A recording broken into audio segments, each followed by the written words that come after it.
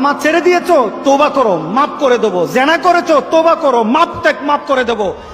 আকাশ সমান গুনাহ করেছো, তওবা করো, মাফ করে দেবো। আল্লাহু আকবার। শুধু তাই নয়, আল্লাহ বলেন, বান্দা যখনই তওবা করবি তোরে আমি পছন্দ করি। এত গুনাহ করার পর তুই যখন আমার সাথে তওবা করবি, আমি তোরে পছন্দ করি।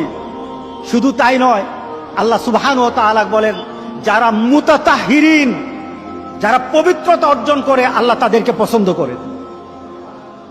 আমরা পবিত্রতা অর্জন করি কি দিয়ে? উযু দিয়ে। বলেন কি দিয়ে? উযু দিয়ে। আমরা পবিত্রতা অর্জন করি তওবার মাধ্যমে। প্রথম, এটা হলো আত্মার পরিশুদ্ধতা। আপনার দেহকে পরিশুদ্ধ করতে হবে, আত্মাকে পরিশুদ্ধ করতে হবে। আপনার আত্মাকে পবিত্র বানাবেন। আত্মাকে পবিত্র বানাতে হলে তওবা লাগবে। এটা পানি দিয়ে হবে না, মাটি দিয়ে হবে না। আপনার আত্মাকে যদি পবিত্র করতে চান তাহলে তওবা লাগবে। কি লাগবে? তওবা।